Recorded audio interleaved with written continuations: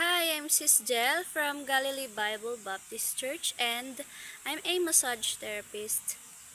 May nagtanong sa akin, no, um, ano ba daw ang nararamdaman ko kapag nandito ako sa mga gantong lugar na magandang tanawin pero hindi ko nakikita? Ito ba ay, uh, nafe-feel ko ba siya or nalulungkot ba ako kapag nandito ako sa mga ganitong lugar o sa ibang mga lugar pa like sa mga resort or sa mga pupuntahan pa ganun. Alam nyo, for me as a blind, hindi naman kasi dahil lumaki na akong blind, so habang naiiyak pa ako, no. Sabihin na nating hindi namin nakikita o hindi ko nakikita ang magandang kapaligiran, ang mga magandang tanawin, ang mga bundok, ang mga ilog, o mga pool, mga puno, anything. Kahit ano, wala akong nakikita. Kahit ano, kahit sino, wala akong nakikita. Totally blind ako eh. Ano bang nararamdaman ko pag ganito? May times naman nalulungkot ako kasi hindi ko siya nakikita, pero alam nyo guys, hindi naman kailangan lagi ng paningin para maramdaman mo yung ganda ng mundo. Alam nyo yun? Hindi sa lahat ng bagay kailangan ang mga mata para maramdaman natin ang ganda ng mundo. Although napakaraming mga struggles, problems, trials, lahat na. Kasi wala namang perfect, 'di ba, dito sa mundo? Habang nandito tayo sa mundo, walang perfect pero ano bang nararamdaman ko kapag ganito? Alam nyo, kahit hindi ko nakikita yung ganda ng kapaligiran, basta makarating ako sa lugar na yon, okay na ako. Minsan nga, nanonood lang ako or nakikinig lang ako sa mga vlogs. Nakikinig ako sa mga vlogs. Nai-imagine ko na yung ganda. Alam nyo yun? Mayroon akong pinapakinggan na vlogger Ano siya? Parang pwedeng-pwede siya sa mga blind kasi lahat sinasabi niya. Alam nyo yun?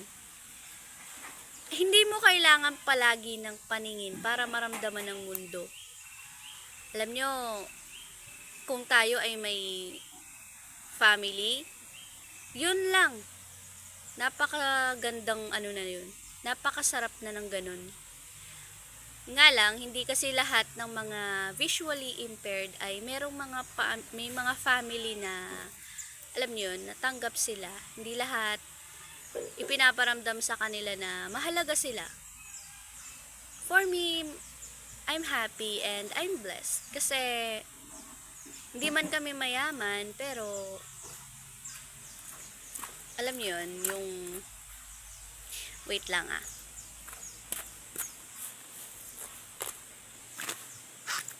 Alam nyo kami, hindi man kami mayaman at meron man kaming mga pagsubok na pinagdadaanan. Kahit sa family namin, 'di ba nga may lahi kami na may cataract. So marami sa amin ay mga low vision. Yung mga tinatawag na nagpa-opera, ganyan.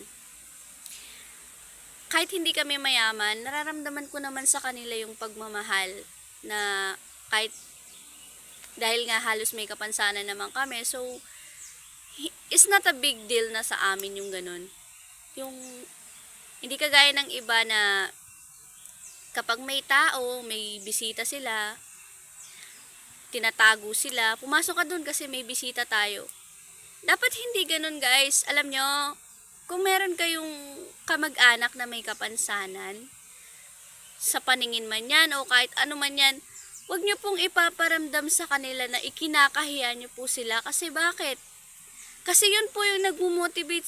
Alam yun, kung ano yung lagi nyong ipinaparamdam sa family nyo, ano man ang kanilang kapansanan, yun yung laging nasa utak nila. Kunwari, nararamdaman ko sa family ko na tuwing may bisita, pinapapasok ako. Tuwing may pupuntahan sila, iniiwan ako. anong mararamdaman ko hanggang sa paglaki ko? 'Di ba frustration 'yun? Sobrang lungkot nun, guys. Kaya nawa, ano man ang disability ng family nyo, tanggapin nyo 'yun. At kayo dapat ang unang-unang umaalalay sa kanila. Blind man sila, um, problema man sa paglalakad, pananalita, or kahit anong disability, lahat. Dapat hindi nyo pinaparamdam sa kanila yung alam nyo yun. Kasi kung kayo ang nasa sitwasyon nila, dapat ganito isipin nyo na lang na kayo, paano kung kayo ang nasa sitwasyon nila? Paano kung kayo ang nasa sitwasyon ko? Ano kaya ang mararamdaman nyo? So dapat, as a family, tayo ang dapat nagpapadama sa kanila ng pagmamahal. Kasi, alam niyo yung family, hindi yan mapipili.